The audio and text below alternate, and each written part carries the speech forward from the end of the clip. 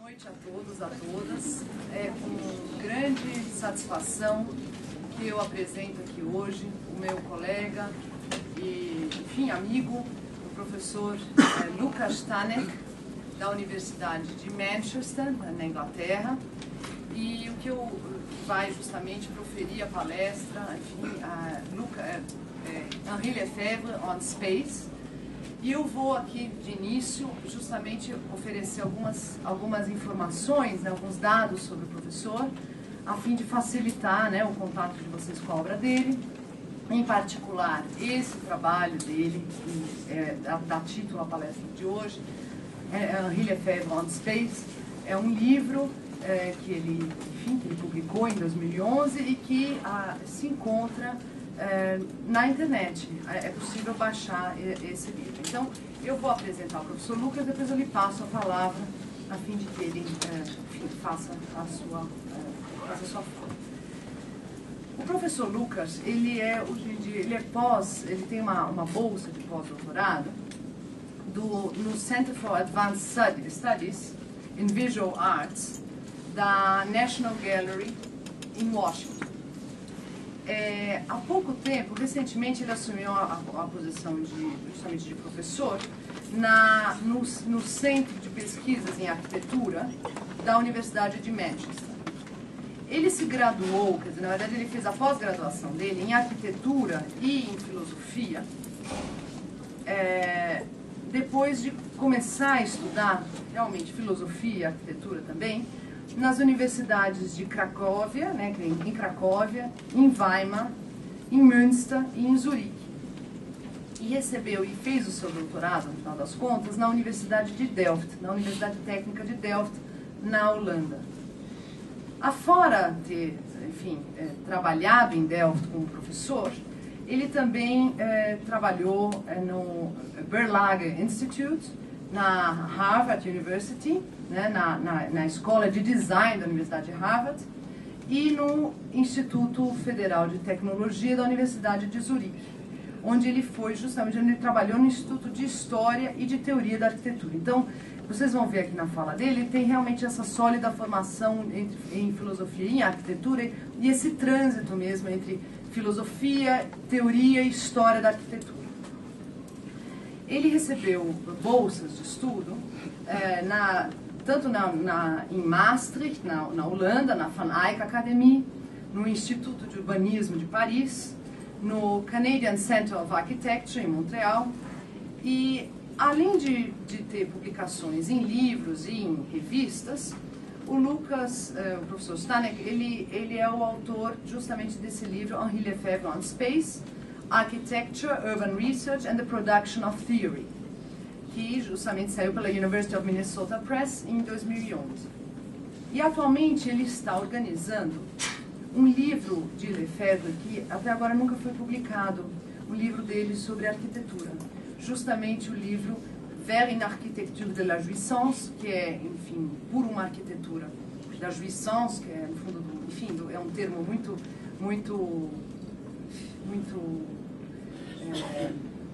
de difícil tradução, né, da obra do Lefebvre, diz respeito a prazer, diz respeito à fruição, um livro que, na verdade, o Lefebvre terminou em 1973, na verdade, um ano antes da produção do espaço desse livro, a produção do espaço, que saiu em 74.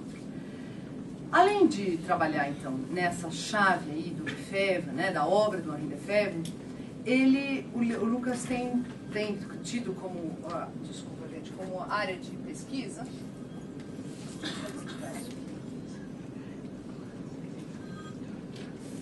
ele tem tido como a segunda área de pesquisa a questão da exportação de arquitetura e de urbanismo, ou seja, das ideias, né, e projetos arquitetônicos e urbanísticos de países socialistas para outras partes do mundo.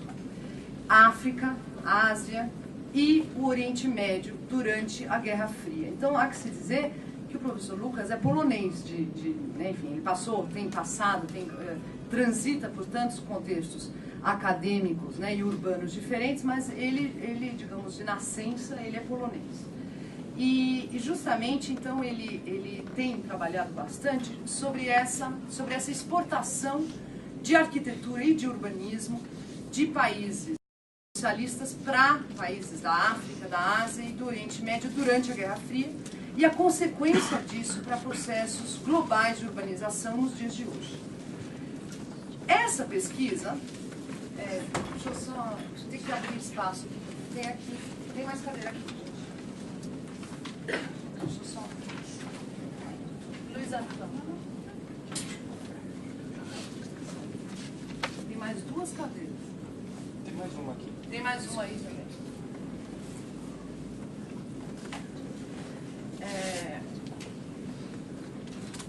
Enfim, essa pesquisa, essa segunda linha de pesquisa e então essa trajetória dele de pesquisa, ela tem se traduzido, né, ela tem sido expressa, tem encontrado, digamos, traduções concretas, justamente em exposições. Então vocês veem que variedade, digamos, de áreas de aplicação, né, desse tipo de pesquisa. Então, exposições no Museu de Arte Moderna de Varsóvia, em 2010 e 2011, e também um dossiê que ele organizou para a RIBA, Journal of Architecture, que é uma revista muito conceituada da Inglaterra, referente justamente à arquitetura. E, além disso, um livro que ele publicou, que se chama Postmodernism is Almost Right, Almost Alright, né, que no fundo é o pós-modernidade, enfim, pós-modernismo está quase certo, que saiu em Varsóvia em 2012. Então, é com grande satisfação que eu passo a palavra para o professor Lucas. Ele vai fazer a sua palestra em inglês, tá? Ou, se vocês quiserem, também pode fazer em polonês, mas eu acho que aí todo mundo prefere inglês. Choose between Polish or English. That's right. Yeah? Thank you. Thank you. Can you hear me? Thanks so much, Freya, for this kind introduction, and first of all for the invitation. I'm truly delighted to be here, and I'm very grateful for giving me this opportunity to present my book. With the cover you see on the screen. For people who are interested in the work of Henri Lefebvre, people who are interested in questions of the right to the city of the everyday, I think Brazil has a very special position. And since the last days I have been here, I have been learning so much, and I already started to rewrite the introduction to this book, which Freya mentioned, Vers une architecture de la jouissance, precisely from this experience. So I just would like to express my gratitude for giving me this opportunity to talk to you. I'd like to present to you my book, which focuses on the work of Henri Lefebvre, the French sociologist and philosopher, born in 1901, died in 1991. And in particular, the book focuses on Lefebvre's theory of production of space. This book was, I think it's fair to say that this theory was published in 6 books between 1968 with Le droit à la ville, the right to the city, and 1974 with La production de l'espace, the production of space. And it was developed in the course of the 1970s in Lefebvre's writings on the state. Now, Lefebvre's work has been acknowledged as one of the very few comprehensive theories today which have the ambition to address the processes of urbanization in its totality. But for the same reason, Lefebvre's theory has been criticized as speculative, as based on philosophical ideas rather than on empirical research. Now, the main argument of this book qualifies this critique.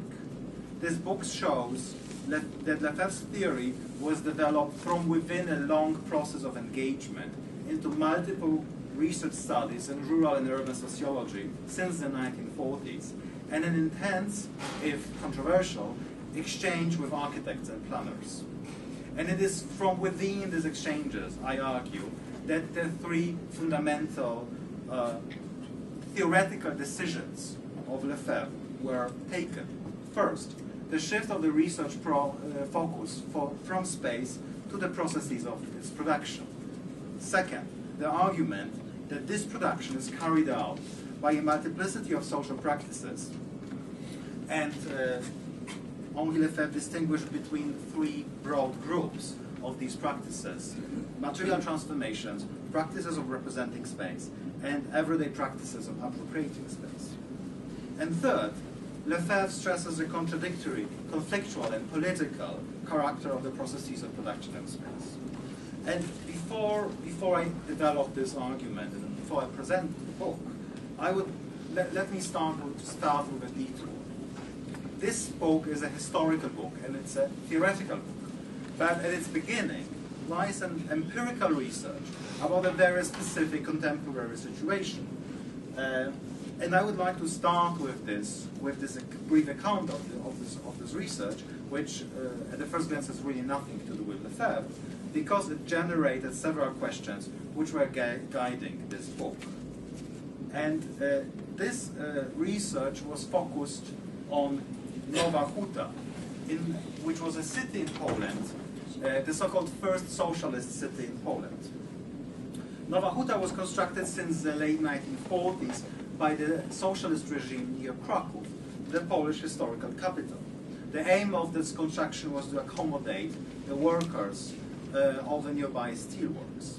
In the early 2000s, I was a student in Krakow, and I was very interested in the development of the city, and in particular I was very interested in the dependence of its development on its mass media representations.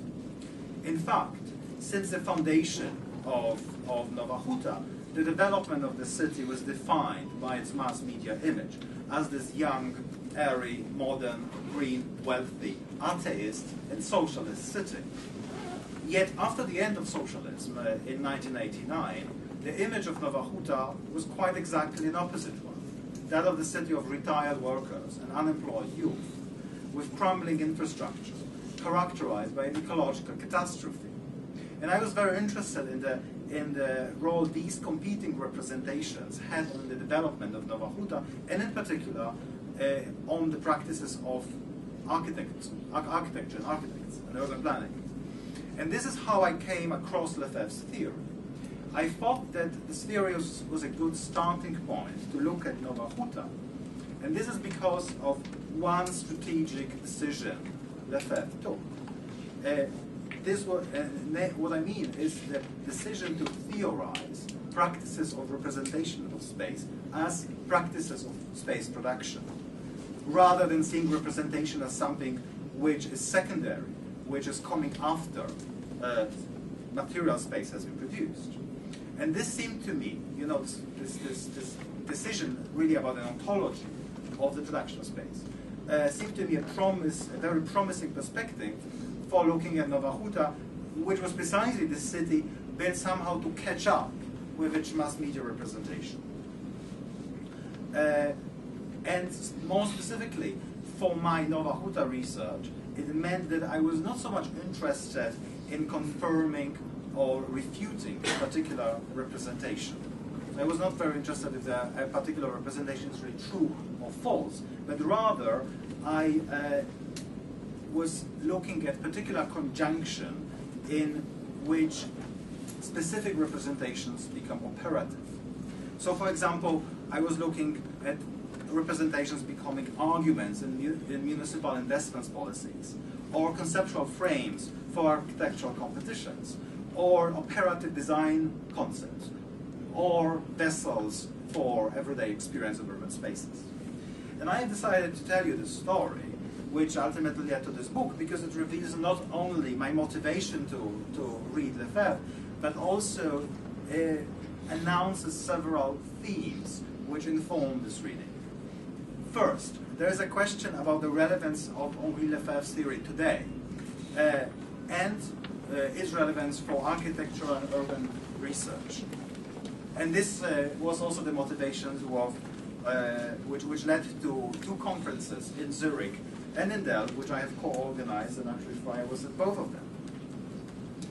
So this interest stimulated me to examine Lefebvre's own empirical studies, which were to a large extent unpublished. Secondly, my reading of Lefebvre, coming from this Nowa Huta research, starts really from today's concern and today's urban condition, which for me is among many other things, but for me it is also a post-socialist condition. So the question is how you read Lefebvre's Marxism from within a post-socialist development. And third, this reading is developed from within an engagement with current discussions on architecture, and it is driven by a specific understanding of architectural research, which was a very question which was in the air when Lefebvre was writing his book in the 60s and 70s. And I believe that these 3 points mark a distinction between this book and the 2 previous, if you like, readings of Lefebvre in Anglo-American scholarship, including first, the political economic readings central of David Harvey since the 1970s, and second, the introduction of Lefebvre's work into the postmodern geographies of Edward Soja within the spatial term in social sciences and humanities. Let me focus now on the book itself. The book discusses an encounter between urban sociology, philosophy, and architecture in the 1960s and 1970s France. And this encounter coincides with a major shift in the processes of urbanization at the threshold of what we'd like to call today post-Fordism, the very regime of accumulation and mode of regulation which is still very much ours. At the same time, this encounter between sociology, architecture, philosophy, fundamentally redefined the identities of the disciplines involved, its subject matters, its conceptual frameworks, but also the social obligations and political ambitions. In other words, I strongly believe that one of the things that this book does is to tell a story which offers a genealogy for some of today's important controversies on architecture and the city. In this book, I argue that Lefebvre's theory of production of space was central for this encounter between sociology, philosophy, and architecture.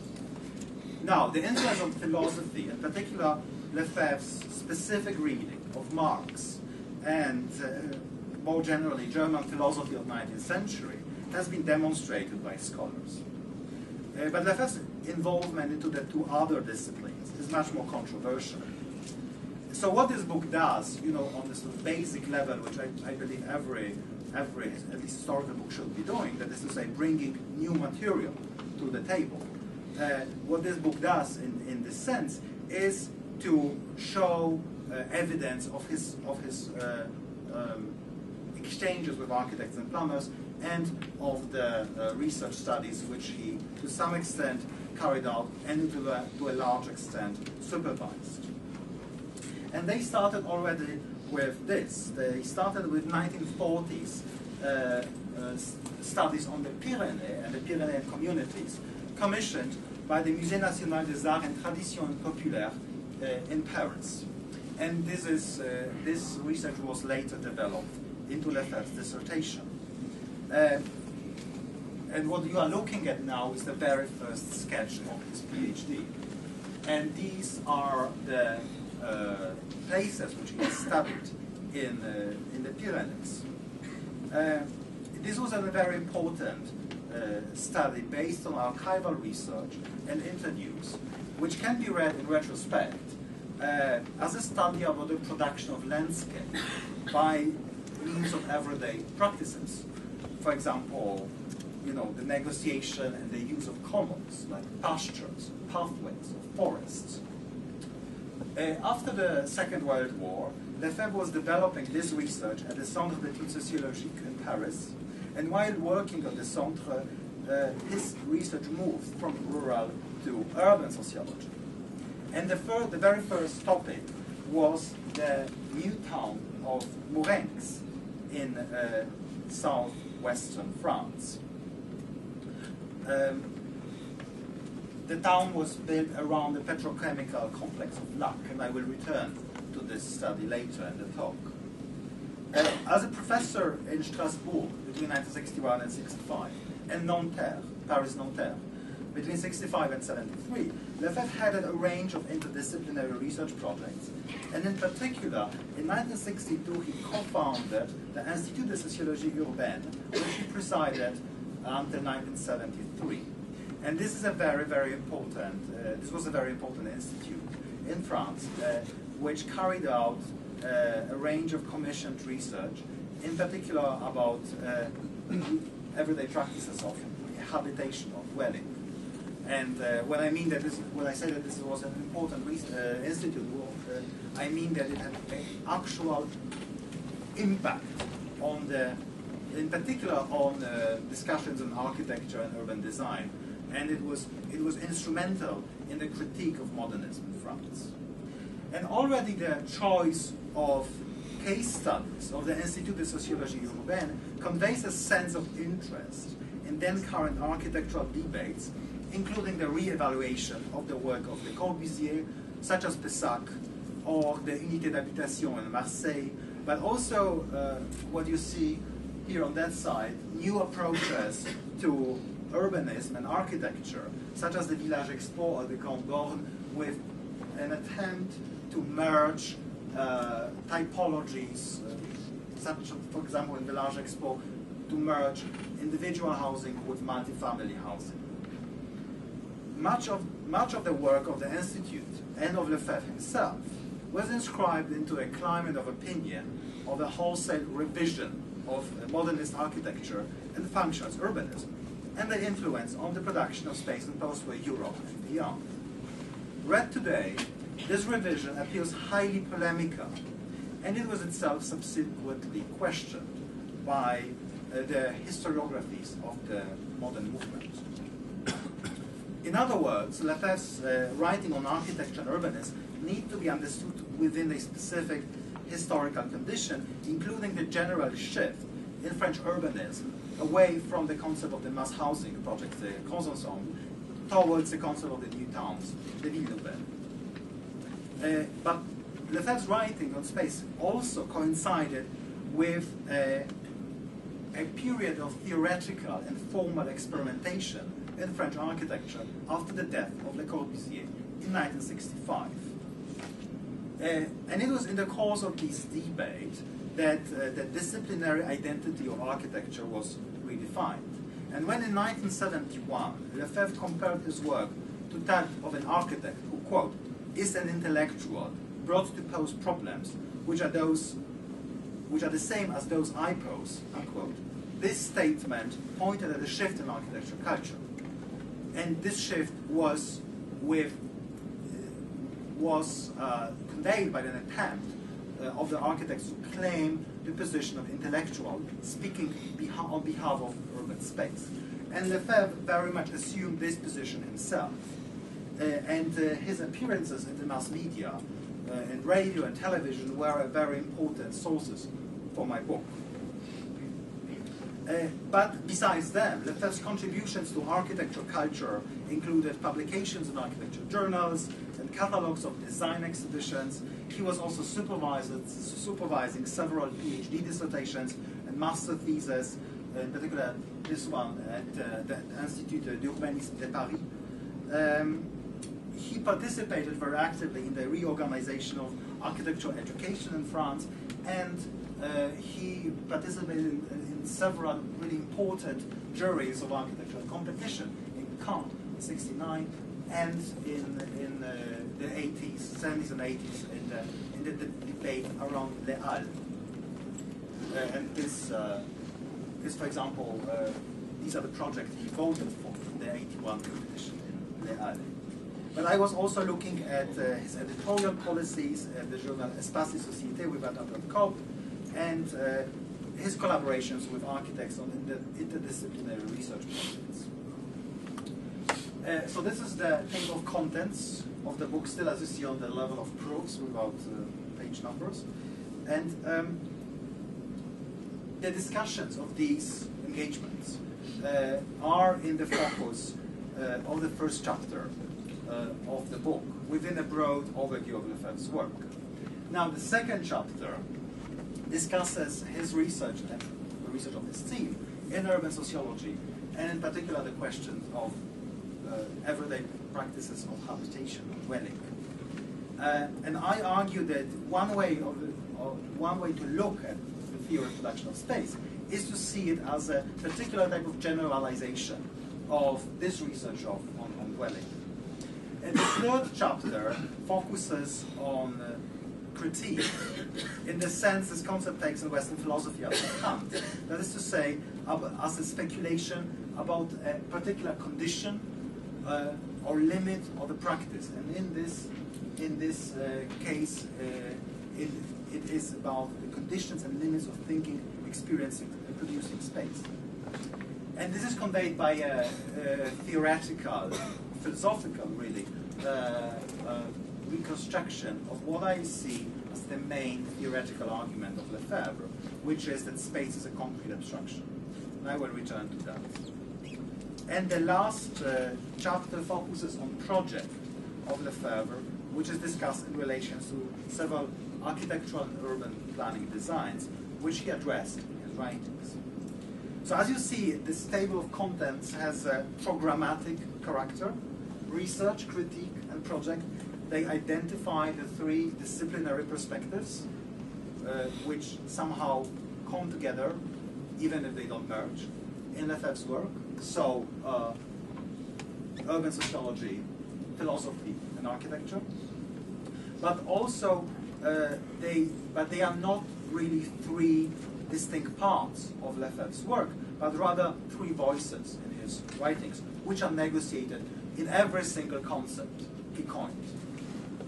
And clearly, this negotiation causes a lot of problems, but I believe that they are very productive problems.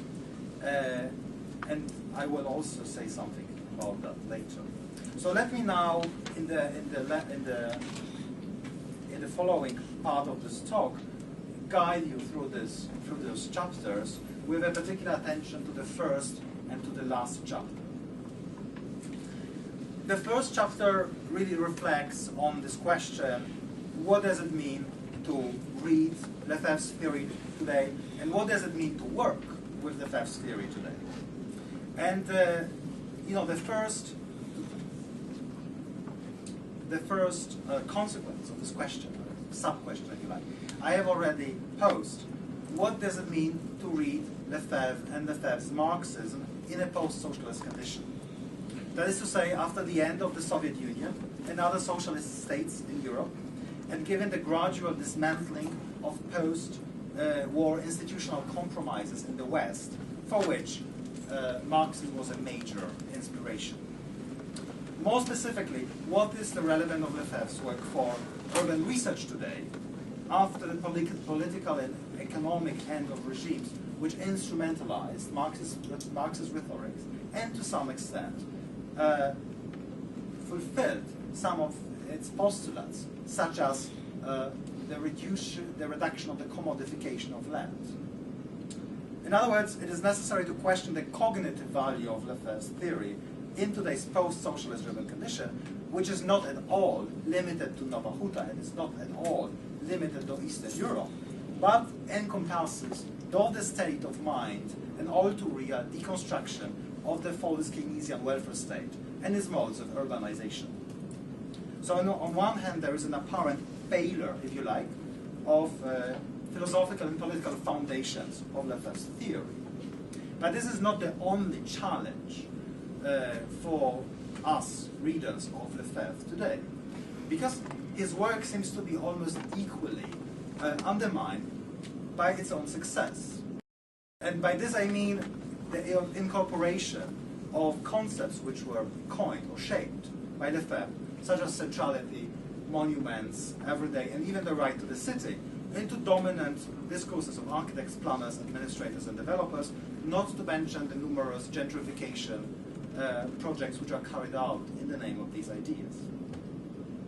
Now, these concerns are not new, but what was the standard answer was something like, Lefebvre meant really something else, and you are anyway not responsible for the misuse of your own ideas. But my argument is a very, very different one. I argue that this double crisis of a falsified theory and of a superseded theory was not an historical event which somehow came out of the blue after Lefebvre's books rested calmly on the shelves, but rather it was this crisis, this very double crisis, was the actual context and the actual target of his work. And let me sort of address this briefly by two samples. Let me start with the first crisis. I'm arguing that Lefebvre's theory of space was developed precisely in order to tackle the crisis of Marxism in the 1960s. And this was developed on a conceptual level by rethinking new themes such as everyday life, consumption and technocracy, which were not addressed, or not enough, or not sufficiently addressed in the works of Marx. But they were also developed on a political level by Lefebvre, by addressing state socialism. Let me give you one example. And this is, again, I would like to return to this new town of Mourenx in France. Lefebvre's essay of Mourenx was published in 1960, and in order to understand the political and polemical character of this paper, is really enough to read its subtitle. And the subtitle of this paper is Lac Mourenx and the Urban Problems of the New Working Class. Now, the concept of the new working class was coined since the late 50s by people like Serge Mallet, Pierre Verville, Alain Touraine, in order to discuss the consequences of the changes in the character of labor in modern industrial facilities, such as Mourenx or such as the petrochemical complex of Lac, where labor was related more and more to surveillance, control, management, and less to repetitive labor, as it was in the 19th century factories analyzed by Marx. In other words, Lefebvre's question was, what happens when the factory ceases to be the place of socialization? And at the end, what happens when the factory ceases to be the place of production, and this role shifts to urban space? And Mourenx was a very suitable place to ask this question because its petrochemical factories were most modern in France at the time. So what Lefebvre speculated was that it was urban space, that it was the place and stake of the self-organization of various groups of people, and more importantly, the place where various groups of people recognize that urban space is their shared concern. And this hypothesis was what connects Lefebvre's research from the 50s and 60s to his research on space from the late 60s and 70s, studying petroleum workers in Lac Mourenx, but also migrants from the countryside in France and Italy, inhabitants of mass housing projects, suburbanites, users of public transport, and so on. So what you see here is a concept of space which is introduced in order to develop Marxism in view of the changed condition of labor in post-war capitalism. In other words, this is a search for a new collective subject in face of the fragmentation of the society. Now the second crisis, the crisis of the, again, they are very brief samples. They are not full argument with those parts of the argument, but that's as much as I can do today. So let me give you another sample of which addresses the second crisis which I mentioned before, the crisis of the superseded theory, the crisis of the what in French is called the récupération, so the hijacking of ideas. Lefebvre's theory was formulated from within the transformations of post-war urbanism in France, characterized by the introduction of the concept and practice of new towns, as in the Master Plan of Paris of 1965.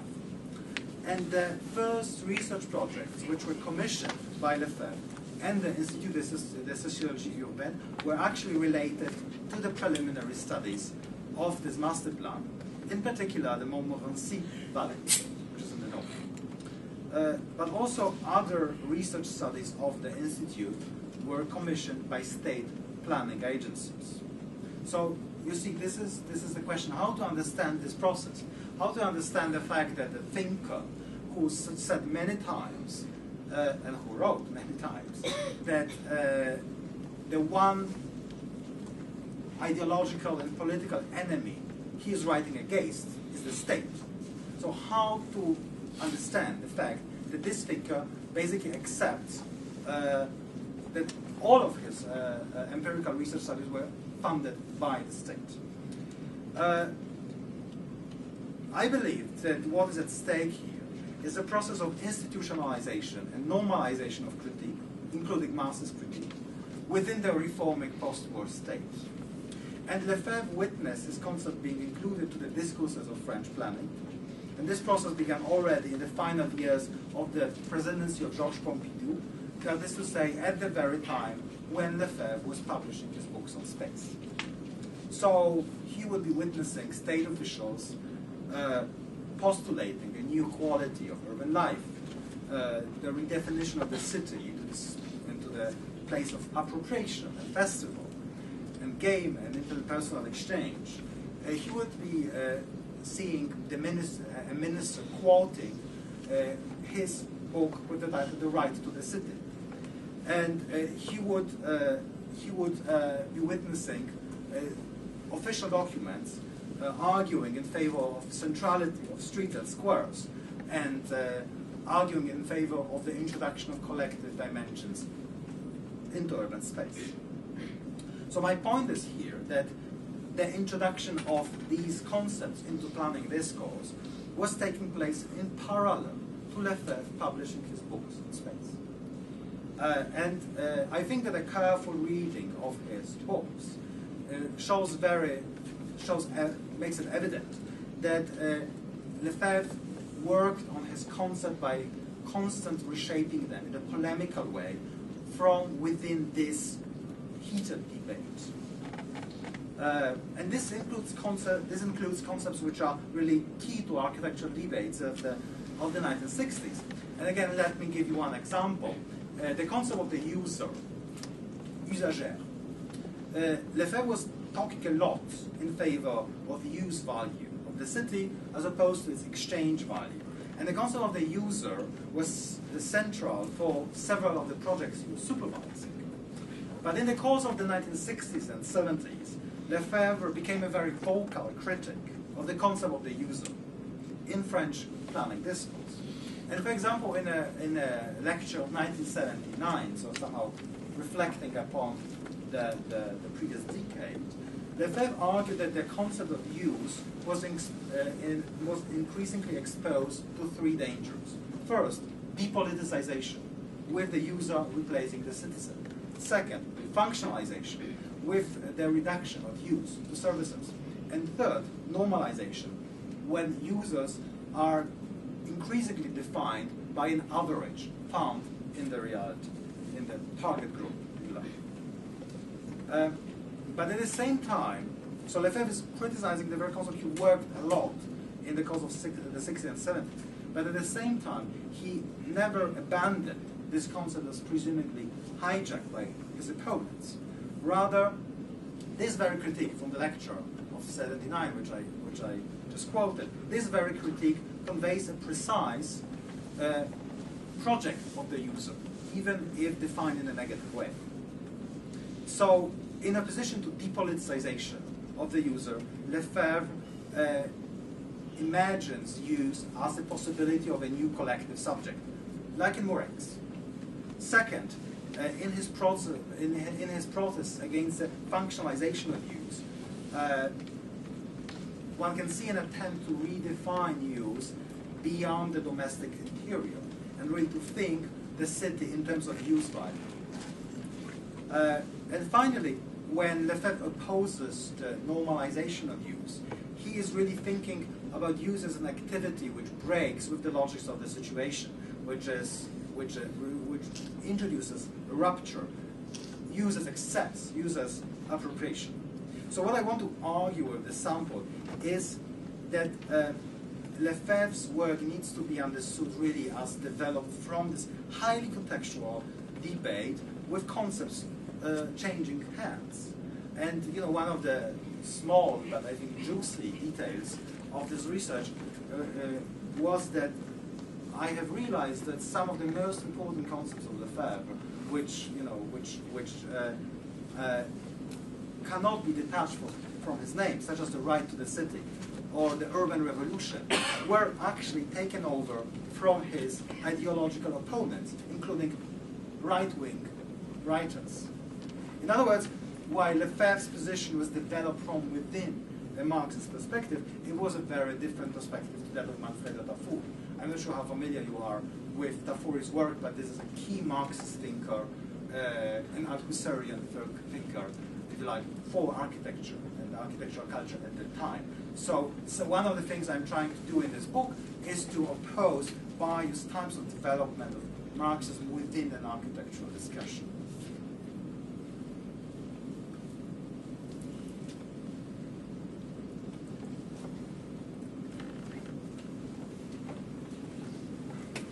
And now I would like to guide you quickly through chapter 2 and chapter 3. The second chapter argues that the fundamental thesis of Lefebvre, including his concept of space being socially produced and socially productive, were directly related to his research about the practices of dwelling in the studies of the Institut de Sociologie Urbaine. And these studies were focused on the one hand on the pavillon, or the suburban house, the garden, and on the other hand to the grands ensembles, the collective housing estates. In short, the main sort of theoretical decision of the Institute was to conceptualize dwelling as a set of practices rather than as answers to needs. That is to say, from within a discussion in post-war French architectural culture, Lefebvre and the researchers around him argued that dwelling needs to be conceptualized by means of practices. And this was inscribed into Lefebvre's broad critique of functionalism and its concept of the city as a closed system of functions, where each particular function is defined by a relationship to all others, rather than, let's say, to the everyday of the inhabitants. And this argument was developed by Lefebvre in a discussion about the functionalist city of, in the Furtal Valley in Zurich. Lefebvre wrote an extensive critique of this project. Not without a certain admiration for this project, Lefebvre rejected its major assumption, which is this one. That is to say, an isomorphism between social and spatial morphologies. That is to say, spatial morphologies such as a quarter or of a small neighborhood or a neighborhood are somehow reflect specific social groups which are sharply defined. So as you see, the development of Lefebvre's thinking, for example, the thinking of that one has to think about practices as the engine of space production, was really developed from within those polemical arguments. For example, this critique of the Swiss project. And the second brief point I want to make about chapter 2 is that in this research of the Institut de Sociologie Urbaine, the practices of dwelling are defined into two large groups. On the one hand, consumption of space, on the other hand, appropriation of space. And these two are in many ways antithetical, but not in such a way as one would think at a first glance, that the one is somehow good and the other is somehow bad. What I would like to stress here is precisely that these two seem to be really important paradigms today for thinking about the practices of or practicing of urban space. On the one hand, there's consumption of space, whether individual or collective consumption. On the other, there is the possibility of giving unexpected uses to urban spaces. In other words, for Lefebvre, and for his attempt to think habitation beyond the domicile, this attempt was a way to speculate about new ways of thinking about the city from within an emerging post-Fordist condition. Chapter 3 the third chapter deals with really the main philosophical argument of Lefebvre, that space is a concrete abstraction. And I have to be very, very brief, so let me sort of explain this in a kind of schematic way. But we can return to this in the discussion later. You are surely familiar with the kind of widespread intuition expressed by many authors that modern space is abstract. And this somehow, you know, curiously, is valid for all sorts of understanding what is modern, from the Renaissance to the avant-garde of the early 20th century. And this is also, you know, a simple statement where Lefebvre would agree. Modern space is abstract. But what distinguishes Lefebvre among those other authors claiming that is that his concept of space as an abstraction is thought through, of course, the general lens of his theory, that is to say, the space is socially produced. In other words, space is a socially produced abstraction. And this is why it shares the ontological status with other socially produced abstractions which define modernity, such as money and labor and commodity. In other words, space is produced by processes of abstraction attributed to multiple social practices and reflected in the specific abstract experience of modern space. So what the third chapter tries to do is to, by a reading of Lefebvre's understanding of Hegel and Marx, and in particular the latter discussions about abstract labor, commodity and money from the Grundrisse and from the Capital, that this is the discussion which allowed Lefebvre to coin his concept of space as a general form of social practice in capitalist modernities. And taking it from there, Lefebvre tried to develop a characterization of this abstract space, and he tried to define some of its key features, such as the simultaneous homogenization and fragmentation, or the blend of illusion and reality, such as, you know, in vein of Marx's discussion of commodity fetish. So in chapter 3, this philosophical discussion is developed, but also it is related to specific intervention of Lefebvre's students and his PhD students into the revision of the modern movement in France. Finally, chapter 4.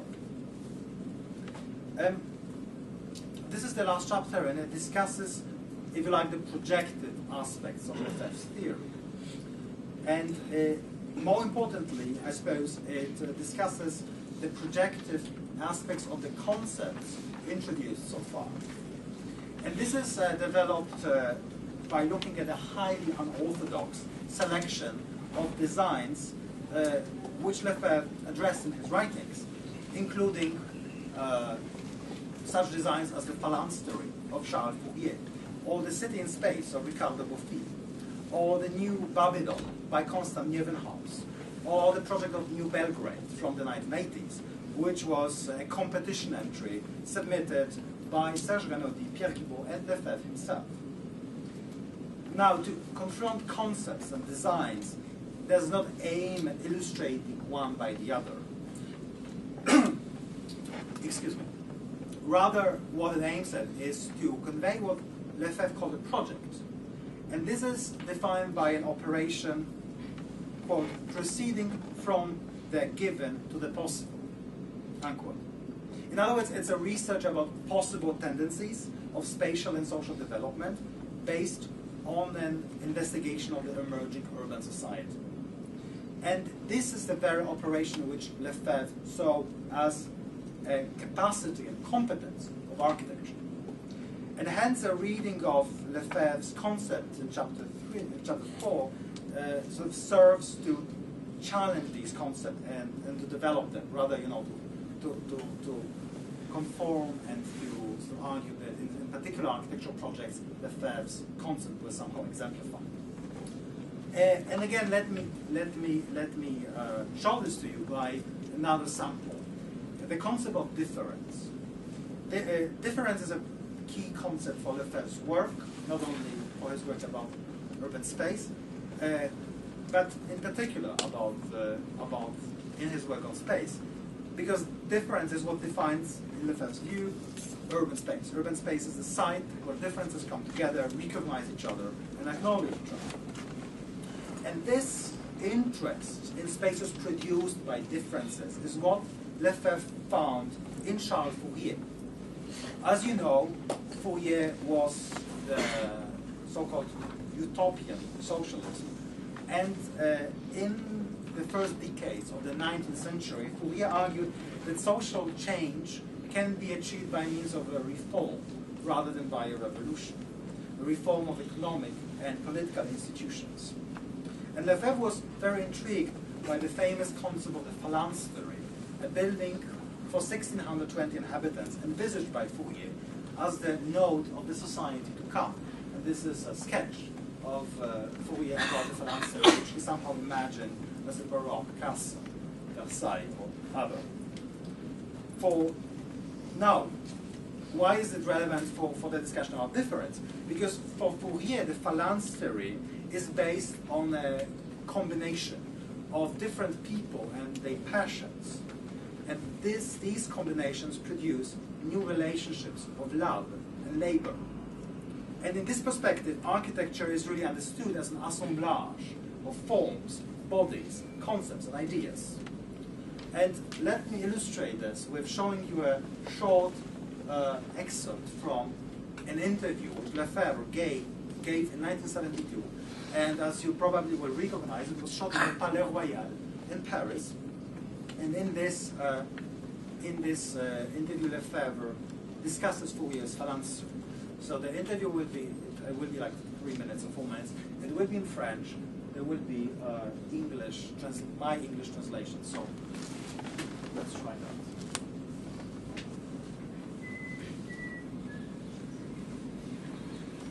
Je crois que Fourier est aussi important que Marx, bien que différemment. Et aujourd'hui, Fourier me semble aussi actuel que Marx, dans la mesure même où nous sommes à la veille soit de la plus grande catastrophe, soit du plus heureux dénouement, c'est-à-dire d'une société de la jouissance, à moins qu'elle ne sombre dans le chaos sanglant. Ce qu'il a appelé le phalanstère, c'est un perfectionnement du palais royal. Et ça, c'est très intéressant, très important, non seulement pour sa pensée, mais pour l'histoire de la pensée. C'est la première fois qu'on a l'idée qu'une société doit créer un lieu qui lui convienne. Et je crois que le problème se pose encore. Alors, ici, vous avez là-bas un théâtre, vous avez les galeries, vous avez le lieu de rencontre, c'est-à-dire les colonnes, là-bas, où tout le monde, tous les habitants qui sont dans la pensée de Fourier, 1800 environ, peuvent se rencontrer. Et puis vous avez les lieux d'échange, les lieux de travail, et puis les lieux de commerce, et puis aussi l'endroit où les plaisirs s'achèvent dans le festin qui joue un très grand rôle pour Fourier. Il se méfie de la nature, il ne ressemble pas du tout à ce que d'autres des architectes comme Le Corbusier tireront de sa pensée. C'est pas du tout un visage, le phalanstère. L'erreur que l'on fait sur la pensée de Fourier, c'est très souvent de concevoir comme une espèce de communisme ascétique et une vie de phalanstère dans un village. Non, c'est un palais, c'est une vie de château, c'est un opéra réglé, dans un luxe, dans une richesse qui se déploie. C'est l'homme de la richesse, Fourier. Voilà, here you see also what I called before Lefebvre's polemical style, where in this very short time he opposes both the performative historiographies of the modern movement on the one hand, and on the other hand the mainstream Marxist reading of Fourier, or rather the mainstream Marxist rejection of Fourier as this utopian thinker. And Lefebvre shared this fascination for Fourier with several other heterodox thinkers at the time, like Roland Barthes. Yet this fascination came with an uncanny feeling that Fourier's vision of a society based on the combinatorics of passion is strangely familiar. And namely, this vision comes dangerously close to the analysis of the society of consumption, developed by Lefebvre, by Barthes, by Baudrillard, by means of the structuralist model of consumption. In this model, an object of consumption is understood as a sign corresponding to all others within a system of differences. I'm not sure if you are all familiar with Jacques Tati's Mon Oncle, but I suppose, looking at your faces, you are. So you remember the scene in the kitchen where Madame Arpel says it's extremely practical, everything communicates. In a sense, everything sort of comes together, and when Monsieur Hulot intervenes there, he obviously causes a disaster.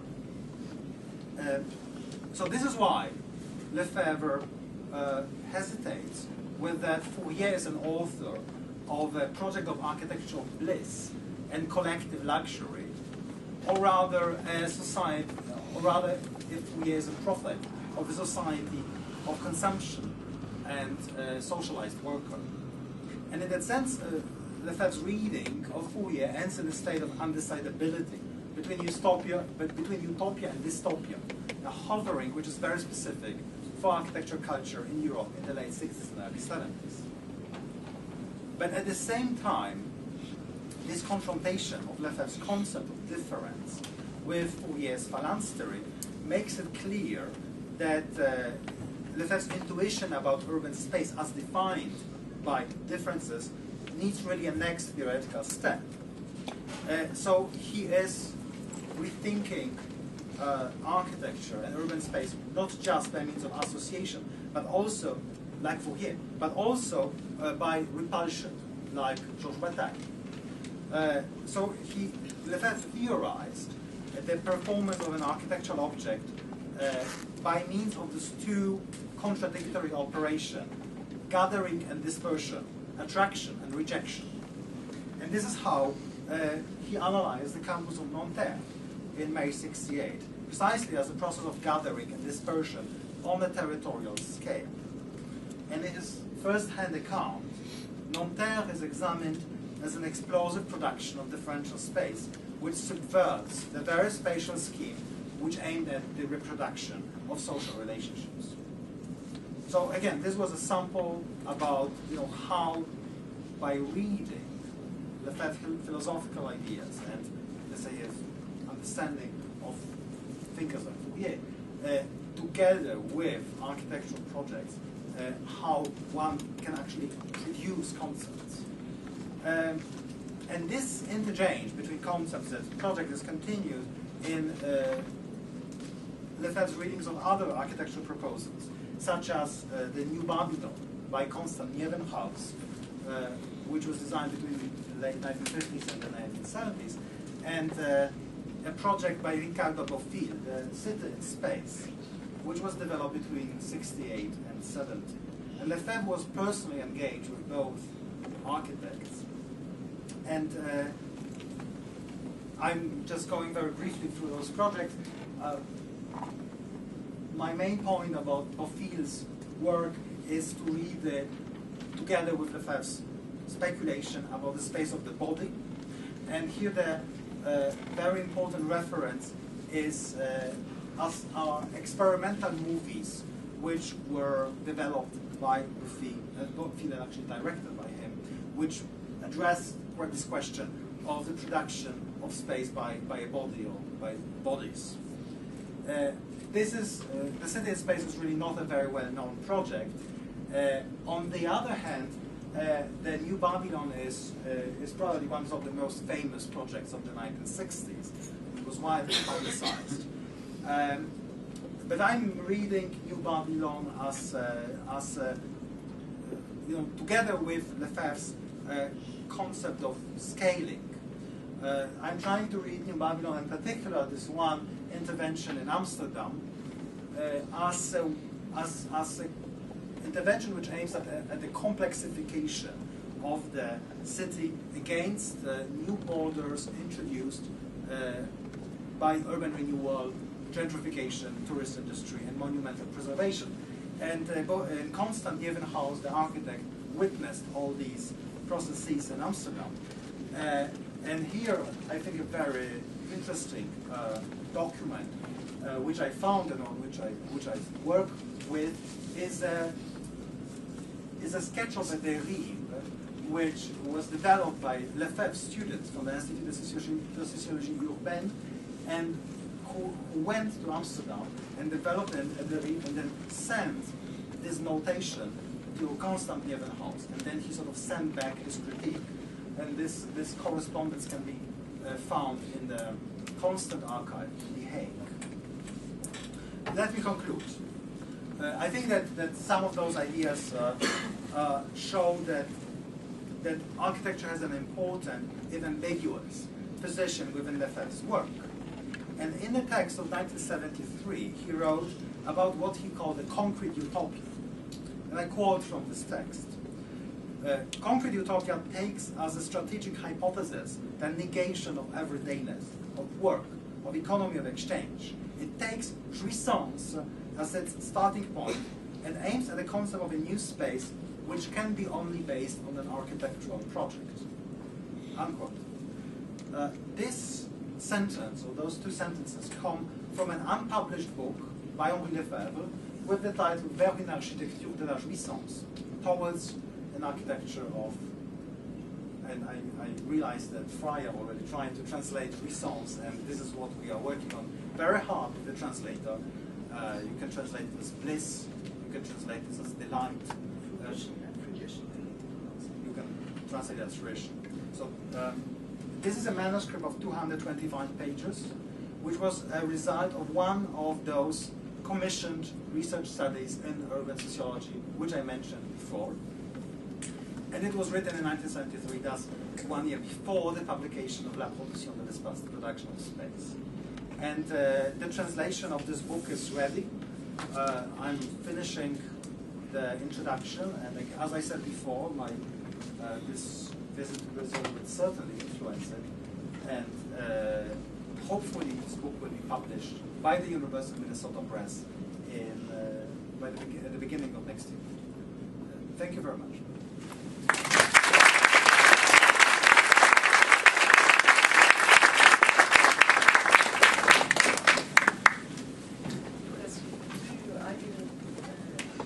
Sure. Questions, yes? Ele está aberto a questões. Eu gostaria de saber se alguém gostaria de fazer. Eu tenho algumas perguntas, mas dúvidas? Sim? Se você puder, né? My name is José. I would like to make two small questions. The first one is on something you mentioned in the beginning of your talk, which was what you called the spatial turn in the social sciences. So I would like you to talk something more about how the works of Lefebvre how was the intervention of Lefebvre in this discussion? And the second question is on when you were talking about the first chapter and the second one, I was reminding a film of Jacques Tati, which was Playtime, and so I would like to know if you think that Playtime's like a film on the architecture of fruition. I mean, if you see any relation between the film and this perspective of Lefebvre. Yeah, you know, maybe when in those moments when they open the doors and there in Playtime you see a reflection of the actually center of Paris in the play. Maybe this kind of promise is the. But perhaps I will return to the second question. Spatial turn. It's something which is. I find it a very important question and topic, and I have been working on that and even teaching a PhD seminar on that last summer. I think that, I mean, just perhaps to include everybody else to the discussion, spatial turn, as you know, perhaps can be defined in one sentence by quoting the subtitle of Ed Soldier's first modern geography's book, which is the reassertion of space in critical social theory. So it's really the question of the introduction of space as a concept, and the claim that by doing that, that there are epistemic gains to have. So there are cognitive gains when we discuss social dynamics by means of spatial concepts.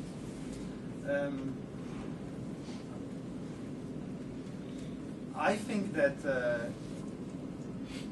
you know, like in this brief introduction of Nowa Huta, this city in Poland, I believe that that this is definitely the case. But then there is always a question: what do you mean with space? And I think that, you know, there are many ways of discussing space. And for me, just as I mentioned, this very simple decision to see space as something which is essentially ontologically heterogeneous, which is not, you know, this stuff, but is something, but is a relation, is the most fruitful way of thinking about space. And again, this did help to understand some of the decisions and some of the processes which were taking place in Nowa Huta. At the same time, you know, the other question I'm very interested in is, okay, if they are gains, like what are the losses? You know, I'm very interested in that. Perhaps you have an idea about that. I am really interested in if there. I somehow have this intuition that, you know, if we gain something, I would really like to know whether we lose something. And for example, you know, speaking from within the discipline I'm most familiar with, which is architecture and urban design, I think there were several thinkers at the beginning of the 20th century who really significantly tried to theorize the city by means of a surface. And I'm thinking about Bernoulli, for example, in Switzerland. So, you know, I somehow feel that one really needs to ask this question about the costs of the epistemic, of the spatial term. Yeah. Because I would like to ask you, what I was actually missing as a social scientist was the methodological issue regarding Lefebvre, because we here, and mainly here in Brazil, a lot due to Martin's way of teaching and of reading Lefebvre, we got used to thinking on Lefebvre very strongly related to his method, to his sociological method, to the way he reads or rereads the dialectical method by Marx. And when you were talking about your, he's a little bit ambiguous, there's always two faces of what Lefebvre says. For me, this is due to the method he used too. So I was really, I would like you to talk a little bit about what was your experience with his method, because his method is a little bit, if you don't know how to use it, it's a little bit difficult for people to understand Lefebvre, mainly nowadays. So I was really wondering, in your research about Lefebvre's oeuvre today, whether you think this is also an issue that makes Lefebvre so difficult to be understood today, the way he deals with method. or his method, actually? You know, I think that together with a friend, Christian Schmidt, we have published last year a paper which was called Theory, Not Methods. And we strongly feel that Lefebvre's work is about theory and less about method, in the sense that, and some of the, I do believe that when I was stressing this polemic character of his work, on all his concepts, when what I wanted to say by that as well is that, you know, in every single application of, you know, his own application of his own concepts, these concepts were constantly redefined. That's to say, there was no, I think it will be hard to argue that there is really a démarche which, you know, which you just follow points 1 to 10 and you have, you know, your results. I think that the power, that the strength of these concepts and of this theorizing is both that they are so broad and that they require you to do theoretical work. And I think really this doesn't mean that there is no structure. Of course, there are several, you know, overarching theoretical decisions, and that the dialectics is one of them. That the stress on the fact that dialectics cannot become somehow an automatic thing, but it is something where you need to consider, for example, what he calls what he would argue is his regressive method. That is to say, you know, go back to a genealogical research in a very given, specific situation. So I think that it is, at least, you know, I'm sure there are various ways of working with Lefebvre. Our work was very much, you know, trying to take certain basic theoretical decisions and think what would they be in the conditions we are working, as opposed to, you know, trying to, you know, employ something which is ready-made. I think that this is not a ready-made theory, and you know, I honestly think that this is perhaps one of its biggest strengths.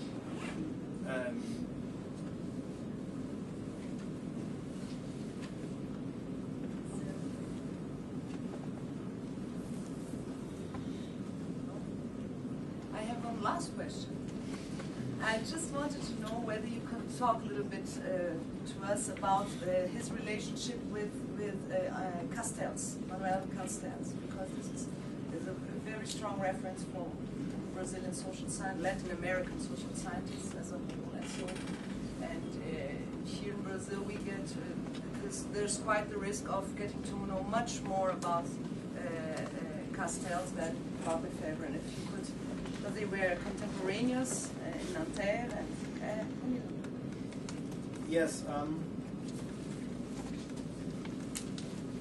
Well, Castells was Lefebvre's younger colleague in Nanterre, but they knew each other from a period from Spain, where Lefebvre made several important interventions and even inspired empirical research in Madrid. Castells famously criticized Lefebvre, and this is perhaps this was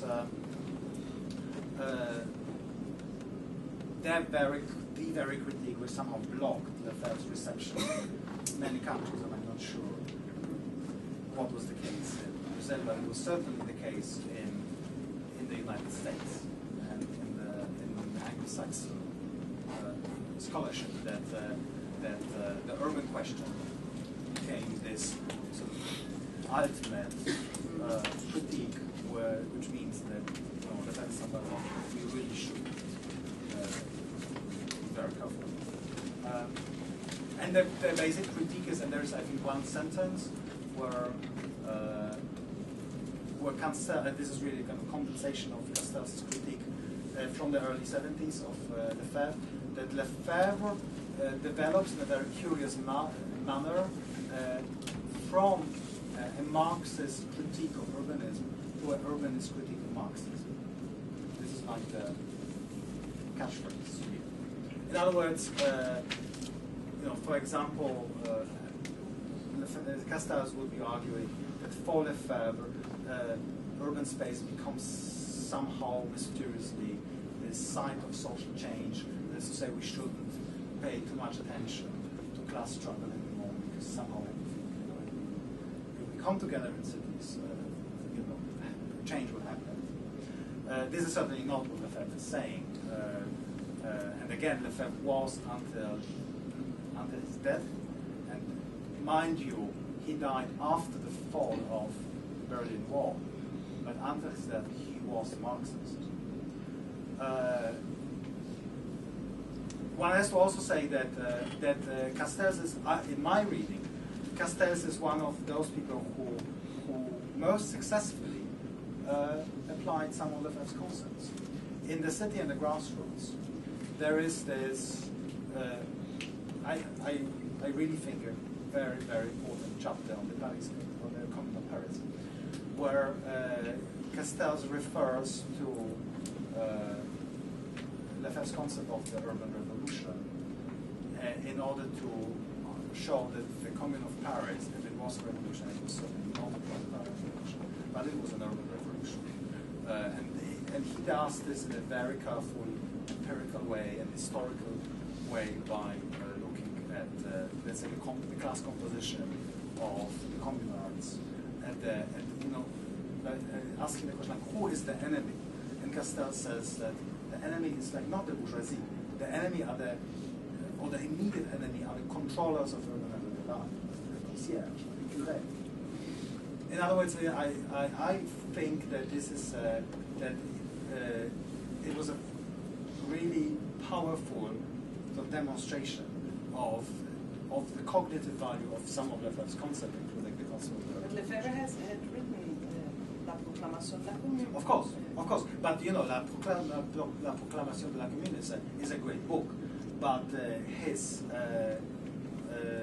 historical research doesn't have the sort of the clarity and the demonstrative quality of the small little chapter of Castells. Of course, La Proclamation de la Commune is kind of richer than that.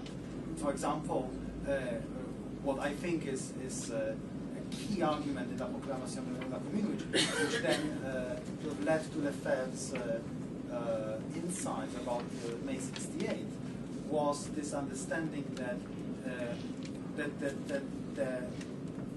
what is the foundation of solidarity is an utopian vision of urban space. There is a city which somehow becomes the stake of a collective action. And this is something which he analyzed, for example, by looking at leaflets or really looking at documents. For example, there is this. If you look at the book published by Gallimard, there are great reproduction of, let's say, posters of concerts organized by the communards. So his point was that the commune was a festival, which ended in bloodshed, but it was a festival, and this is how to conceive of an urban revolution. And finally, if you know that, I think it was published somewhere in the late 90s, an interview, it was published in a kind of book interview with Castells. Castells kind of returned to this complex relationship with Lefebvre, and then he kind of summarized it with a sentence which goes something like, I was right that Lefebvre wasn't very Marxist, but he was right not to be so. Now, one can argue that, but at least I mean, you know, if it summarizes something, it's not so much I think Lefebvre, but it summarizes his relationship.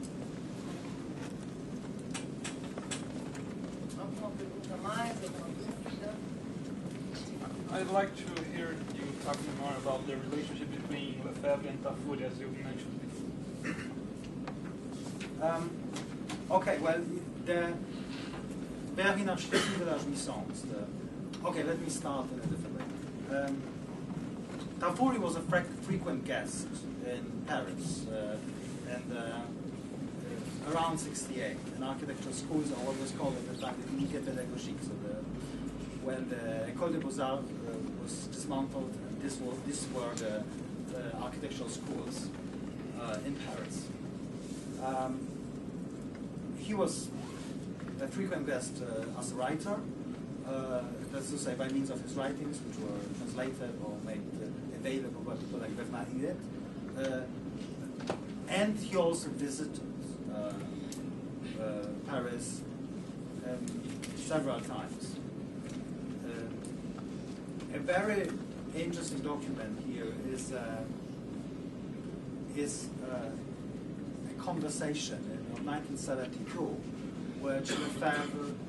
which included Lefebvre and Tafuri, and it's I have found the minutes of this conversation.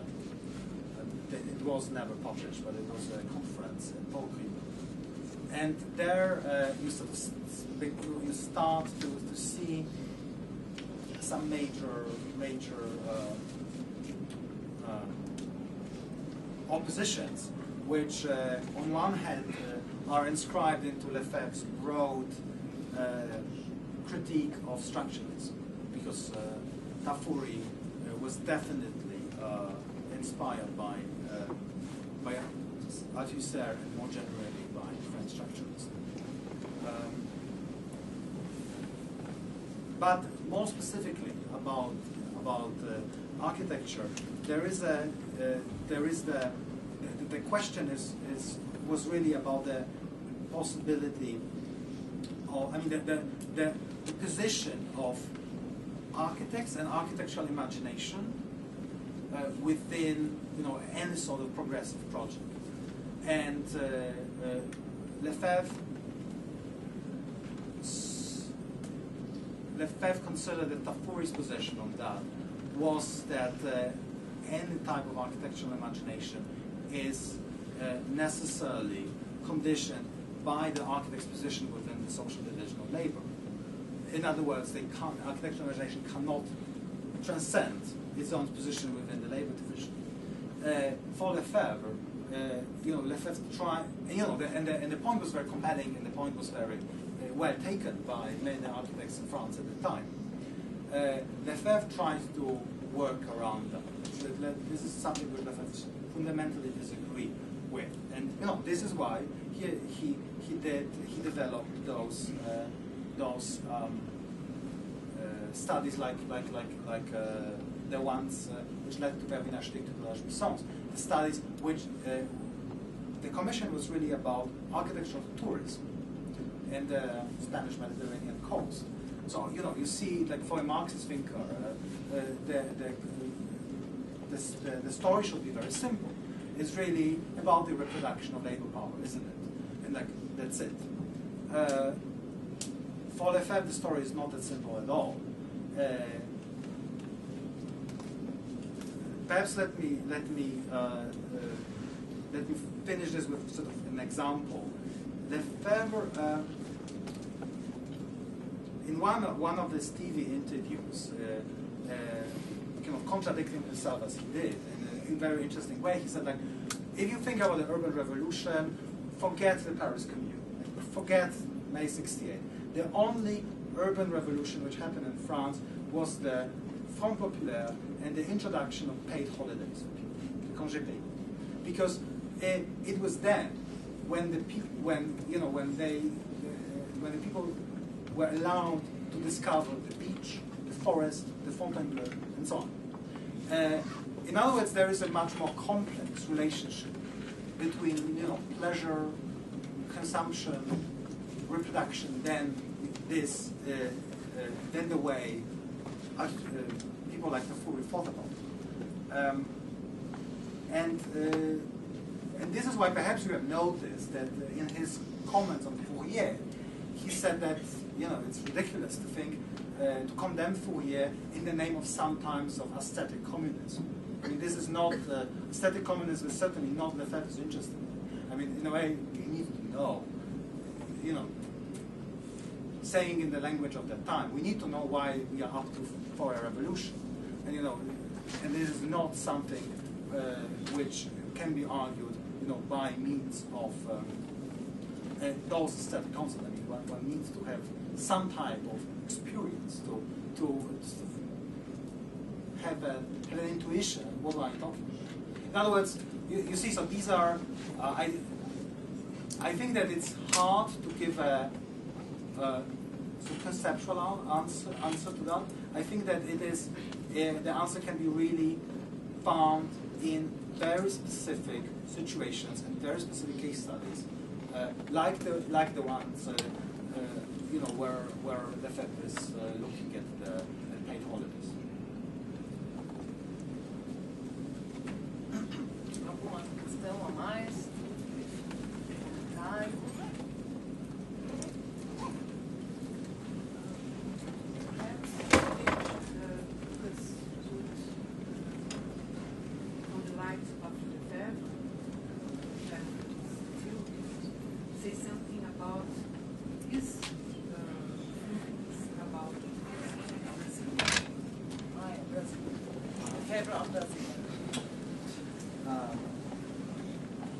Well, as the readers of Lefebvre know,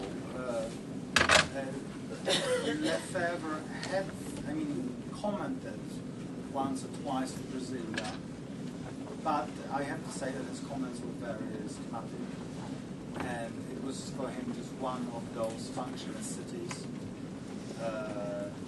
I think that there's, this heavy. After my visit there, I somehow think that precisely these kind of questions which he posed in relationship to Mourenx, the questions that what is the basis of, what is the stake of a collective action? I think that Brasilia is an amazing place to ask these questions when you think about the organization of self-organization of the people in relationship to the right to the city, in relationship to questions of access to really to the city, including housing, including the social infrastructure, including all the urban promise. And again, my sense, which is based on obviously insufficient information and reading of a book and a visit of 2 days, it seems to me that it would be an extremely interesting way, case to think about in these terms, because the books I have read are historical books. The books are really about the development of the plan of Piloto of the 1960s, of the 1970s, and I think it would be, you are going to write a book about Brazil today, and develop it along the lines of the right to city. I will be the first reader of it.